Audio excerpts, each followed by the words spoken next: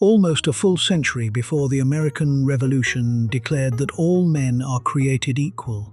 Before the French Revolution stormed the Bastille demanding liberty, fraternity, and equality, a group of outlaws had already written it down.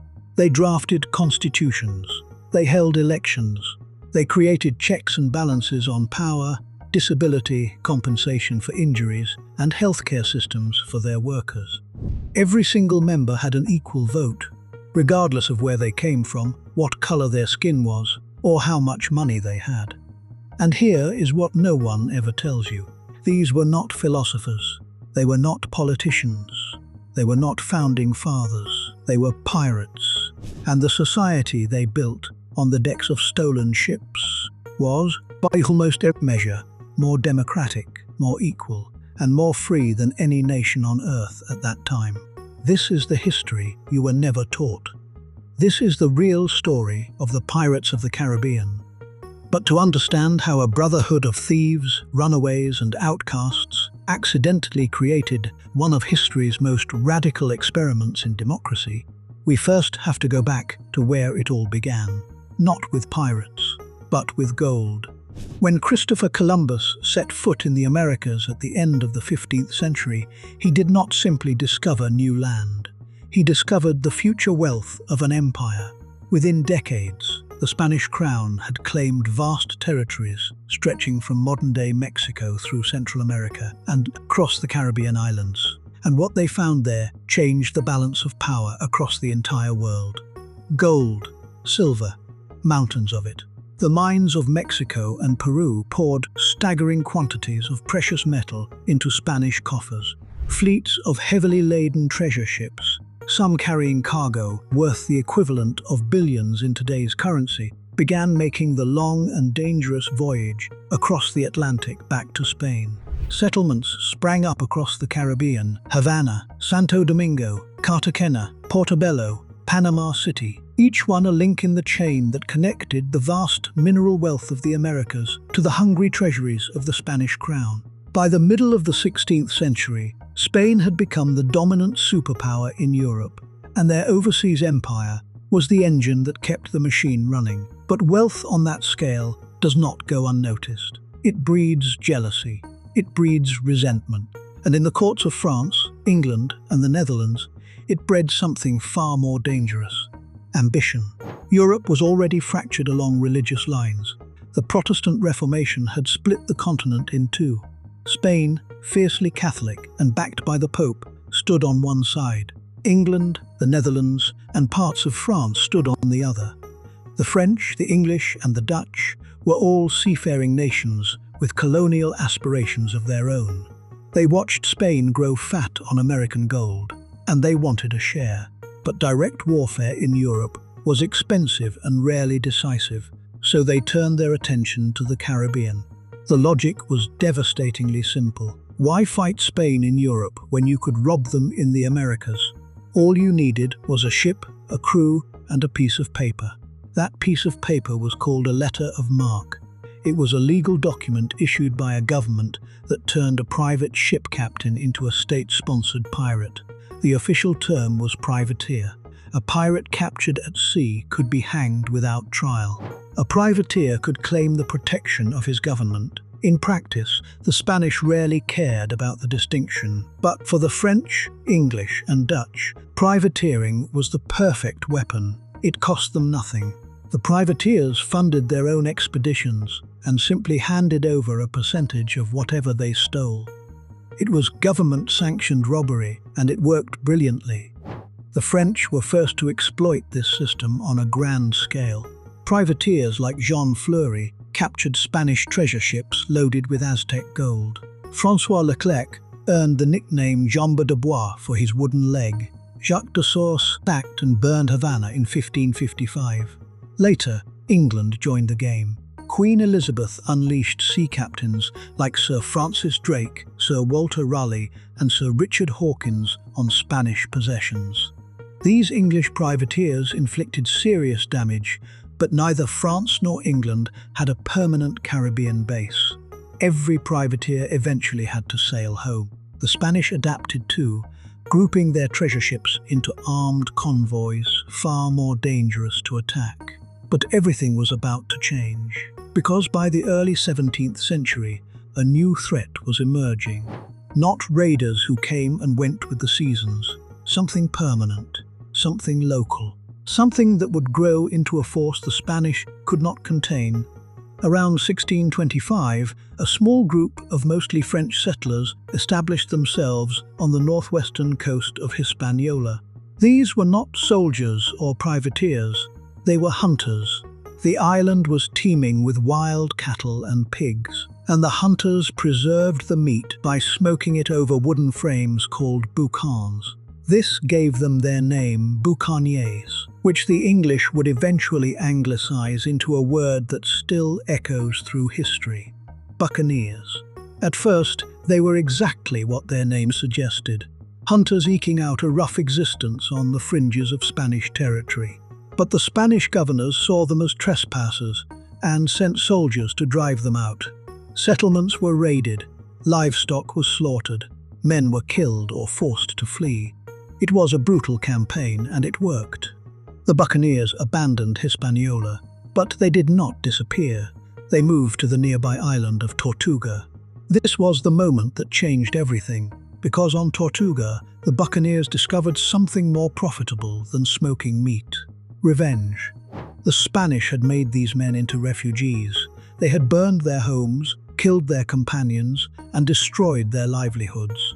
Now, huddled on a rocky island just off the coast of Hispaniola, they watched Spanish treasure ships sailing past on their way to Europe. Ships loaded with gold, silver, and everything these men had just lost. The temptation was irresistible, and the hatred ran deep. By around 1630, the buccaneers turned to piracy on a massive scale.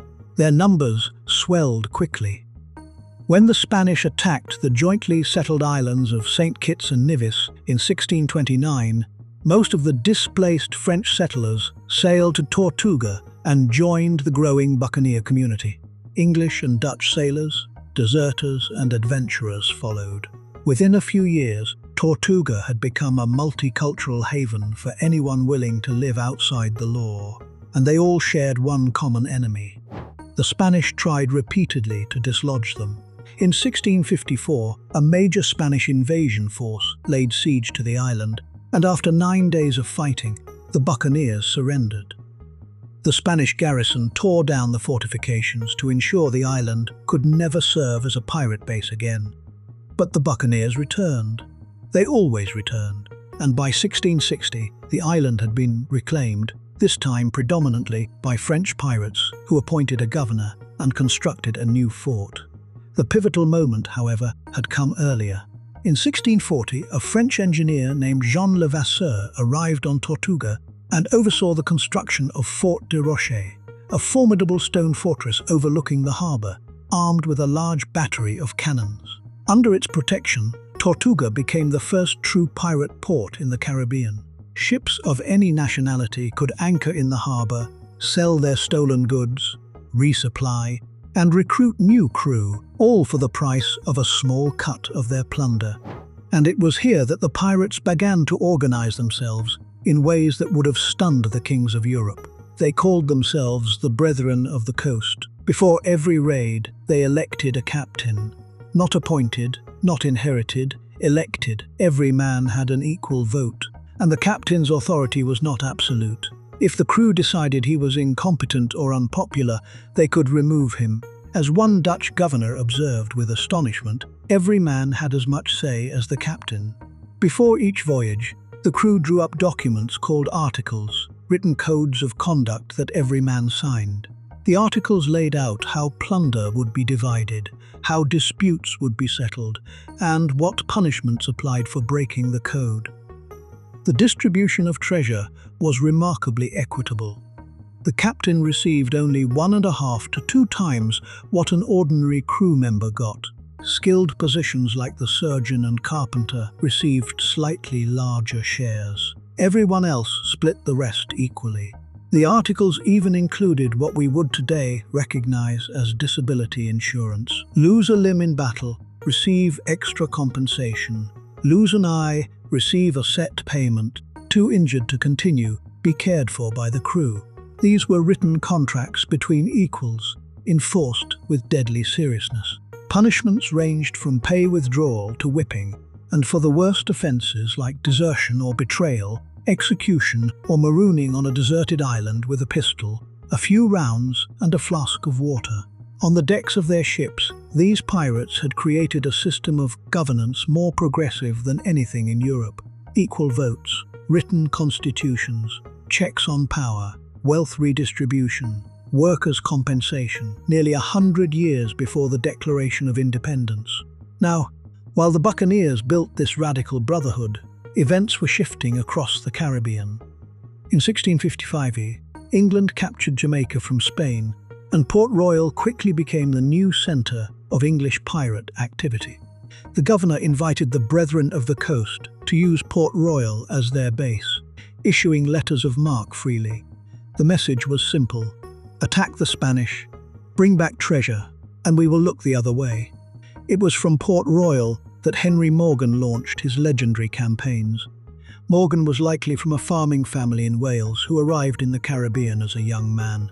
What he lacked in pedigree, he made up for in audacity. In 1660, he attacked Portobello, one of the most fortified cities on the Spanish Main, and a primary transit point for treasure. He paddled his men in canoes under cover of darkness and launched a surprise assault at dawn. The city fell. Later that year, he plundered Maracaibo and Gibraltar in what is now Venezuela. When Spanish warships trapped him in Lake Maracaibo, Morgan converted a captured vessel into a fireship, packed it with gunpowder, crewed it with wooden dummies dressed as sailors, and sent it into the Spanish fleet. The explosion and chaos allowed his escape. Then came the raid that cemented his legend. In January 1671, Morgan assembled approximately 1,400 men and marched on Panama City, one of the wealthiest settlements in the Americas. His force first captured Fort San Lorenzo, losing 5 ships on a reef in the process. Then they spent 9 grueling days hacking through dense jungle, starving because the Spanish had burned every food store along the route. By the 5th day, Morgan's men were reportedly eating leather to survive. When they emerged and faced a Spanish army of roughly 3,600, including cavalry, the Spanish governor attempted to stampede herds of cattle into Morgan's lines. The starving buccaneers shot the cattle and ate them. In the battle that followed, Morgan's ragged army routed the defenders. Panama City fell, and the plunder required 175 mules to carry back across the isthmus. Rather than punish him, King Charles II eventually knighted Morgan and made him Lieutenant Governor of Jamaica. The wealth pouring through Port Royal from decades of privateering made it one of the richest and most infamous settlements in the entire Caribbean. By 1692, its population reached approximately 6,500, packed into roughly 2,000 buildings, crammed onto just 51 acres of land. It was one of the most densely populated towns in the Americas.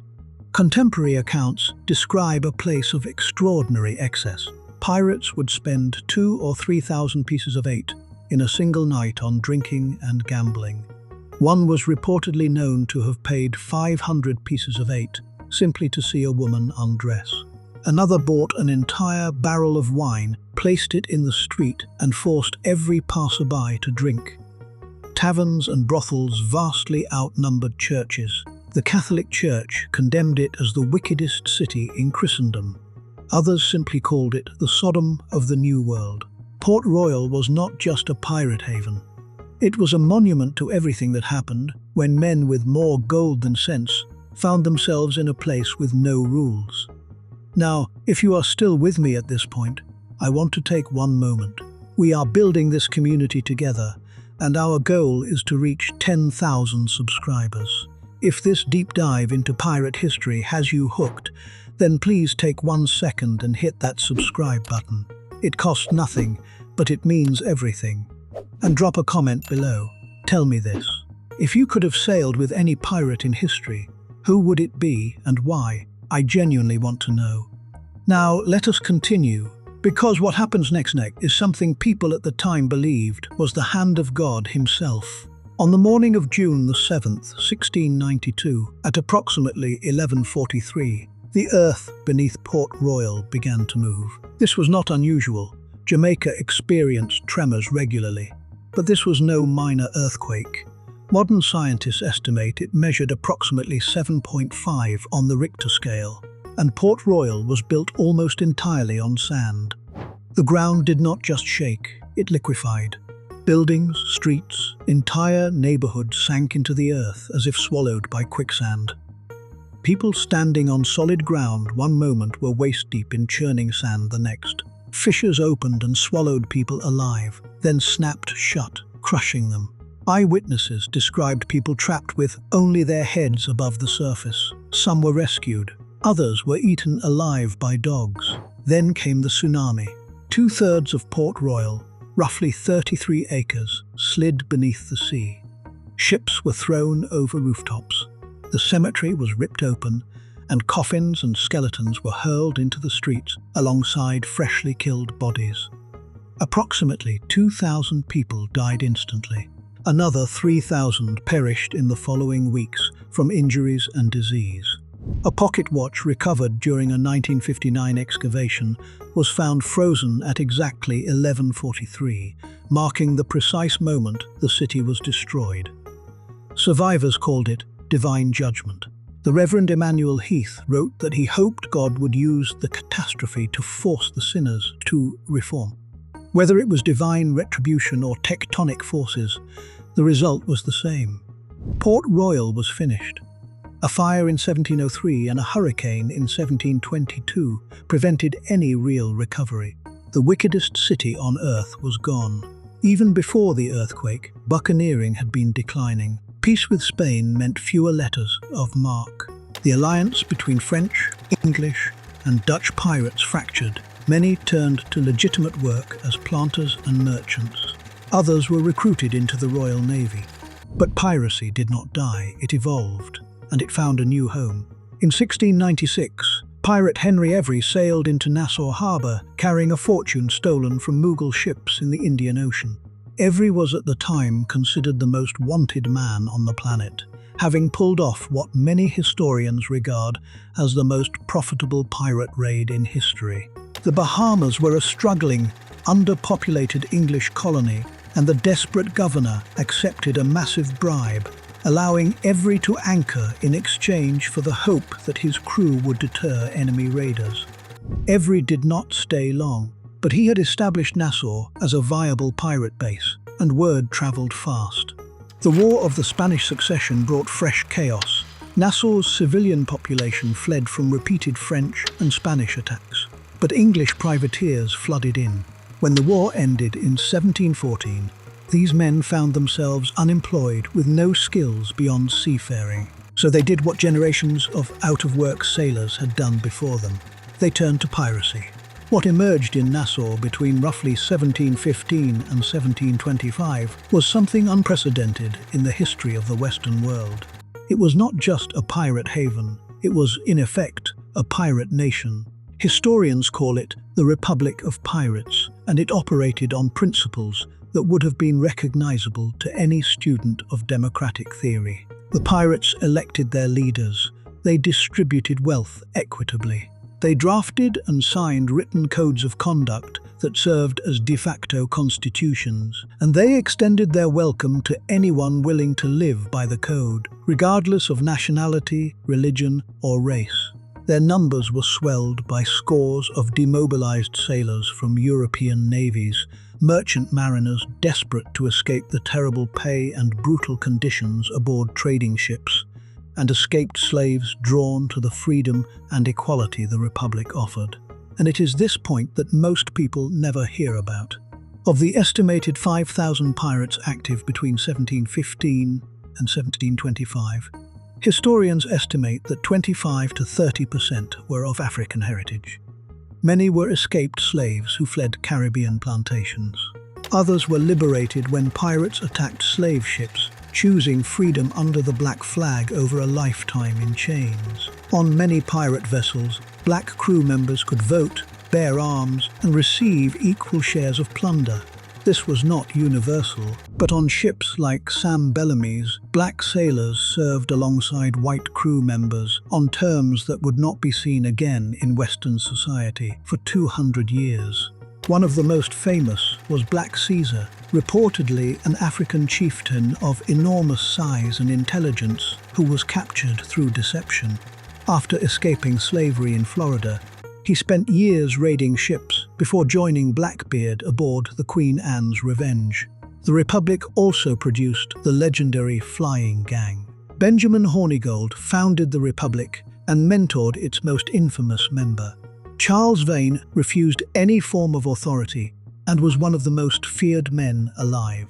Calico Jack Rackham sailed with Anne Bonny and Mary Read, women who fought as fiercely as any man, and whose existence challenged every assumption about gender in the 18th century. Stade Bonnet abandoned a wealthy plantation life for piracy, possibly to escape an unhappy marriage.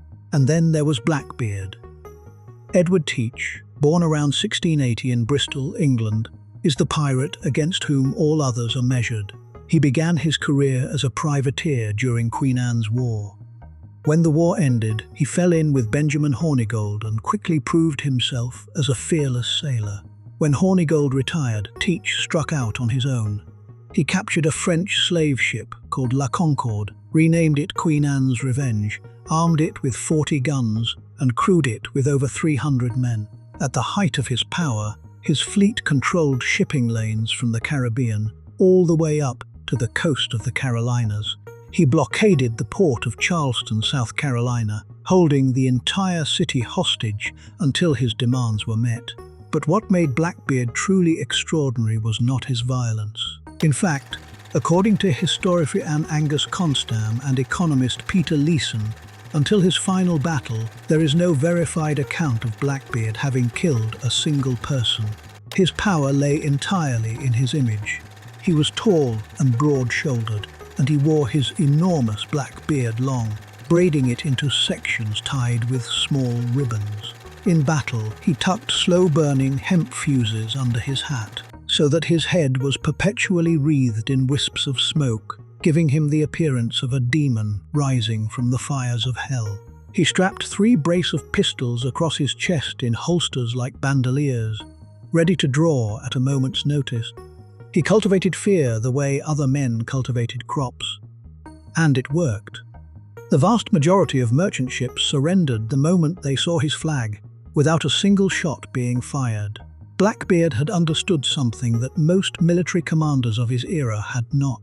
The cheapest victory is the one where your enemy is too terrified to fight. At first, the Flying Gang targeted only French and Spanish ships out of patriotic loyalty, but the volume of British merchant vessels proved too tempting.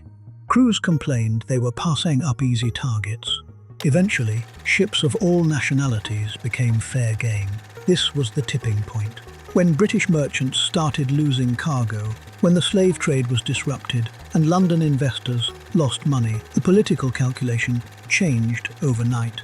Piracy was no longer a useful tool. It was an existential threat to the empire's economy, and the empire decided to crush it. In 1717, King George I of Great Britain issued a royal proclamation offering a full pardon to any pirate who surrendered and swore to abandon piracy. The king's pardon, as it became known, was met with deep skepticism. Few pirates trusted a government that had spent decades encouraging them to steal on its behalf. So the king reissued the pardon in 1718, making clear that the alternative was the gallows. But pardons alone were not enough. In 1718, the king appointed Woodys Rogers as the new royal governor of the Bahamas with a single mandate: end the Pirate Republic by any means necessary. Rogers was himself a former privateer who had circumnavigated the globe and understood the pirate mind better than any bureaucrat in London. Rogers arrived in Nassau Harbour in July 1718 with a small fleet of warships and found the infamous Charles Vane waiting for him. What followed was one of the most audacious acts of defiance in pirate history. Vane refused the pardon. Then he set fire to a captured French ship and sailed it directly at Rogers's fleet. forcing the warships to scatter. In the confusion, Vane slipped past and escaped into open water, reportedly firing a broadside and flying his pirate flag as he went. Rogers granted the pardon to the remaining pirates in Nassau and set about rebuilding the island's fortifications. But the task proved far harder than anticipated. The local population, so accustomed to the freedom of pirate rule, flatly refused to follow orders or perform labor.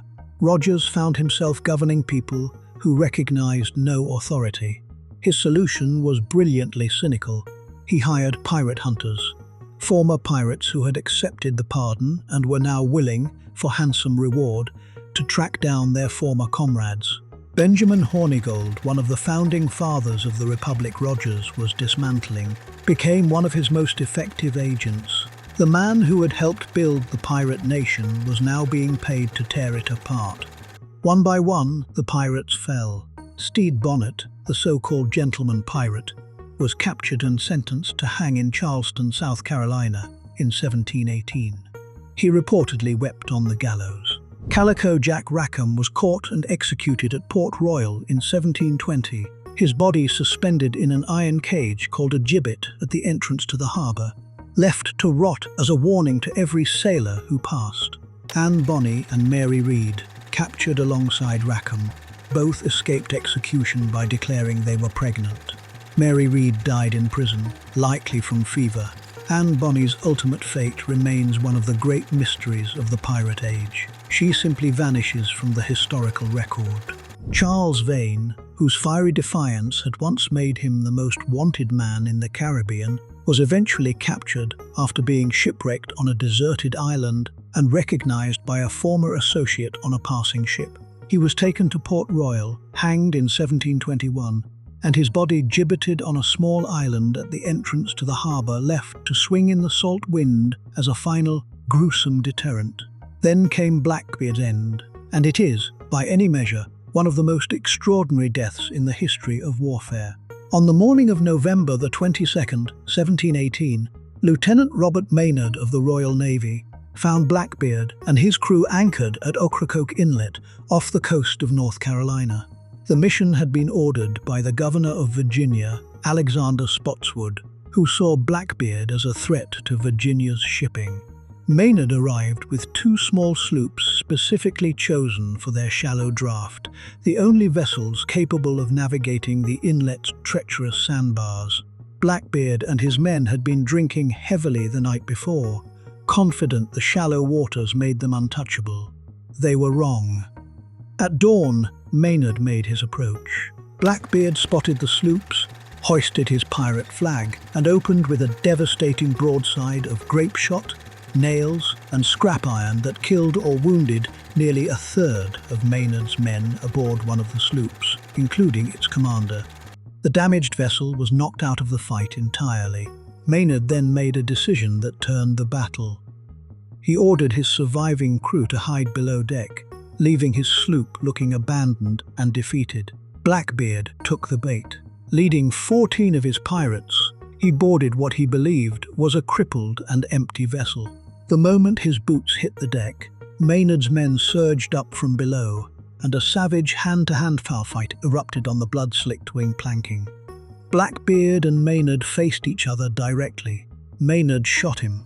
Blackbeard did not fall. A Scottish Highlander among Maynard's crew slashed Blackbeard across the neck with a broadsword. He kept fighting, more men piled onto him. Sword cuts, pistol shots, blow after blow. By the time Edward Teach finally collapsed and died on the deck of that sloop, he had sustained 5 gunshot wounds and more than 20 cuts from swords and blades. Maynard severed his head and hung it from the bowsprit of his ship as proof of the kill. According to legend, Blackbeard's headless body was thrown overboard and swam 3 times around the vessel before sinking beneath the dark Carolina waters. Whether that story is true or not, the message was unmistakable. The age of the pirate was over. Between 1716 and 1726, approximately 500 pirates were executed across the Caribbean and the American colonies. Their bodies were displayed in chains at harbour entrances and along shipping lanes. The same governments that had once encouraged and profited from piracy now made public theatre of its destruction. But it was not just the gallows that ended piracy. The Royal Navy was expanding and needed experienced sailors. Merchant shipping offered steadier pay. The Caribbean colonies were growing, creating opportunities in agriculture and trade. The Pirate Republic had offered freedom and equality, but it had also offered an increasingly high probability of dying at the end of a rope. For many, the calculation simply changed. By the end of 1726, piracy in the Caribbean was a shadow of what it had been. The Golden Age was over, but the legacy of the real pirates endures in ways most people never consider. We remember the treasure and the violence. We remember the Hollywood version. But we forget the most revolutionary thing about them. These supposedly lawless criminals created one of the most egalitarian societies the Western world had ever seen. Their codes enshrined equal voting rights nearly a century before the American Constitution. Their elected leadership and checks on power anticipated the democratic revolutions that would reshape the world. Their inclusion of escaped slaves in positions of equality was not just progressive for its time. It was radical, it was dangerous, and it was real. Were they thieves? Yes. Were they violent? Without question. But they lived in a world of brutal inequality, where the gap between the powerful and the powerless was vast and permanent. The pirate ship offered something that the plantation, the merchant vessel, and the warship did not: a vote, a voice, a share. Perhaps the most honest summary comes from the pirate captain Bartholomew Roberts. In honest service, he said, there are thin commons, low wages, and hard labor. In piracy, there is plenty, pleasure, liberty, and power. And who would not balanced creditor on this side, when all the hazard at worst is only a sour look or two at choking? No, a merry life and a short one shall be my motto. The pirates chose freedom over security. They chose equality over hierarchy. They chose each other over the empires that had used and discarded them. And in doing so, they wrote a chapter of history that the powerful have spent 300 years trying to make you forget. Until now.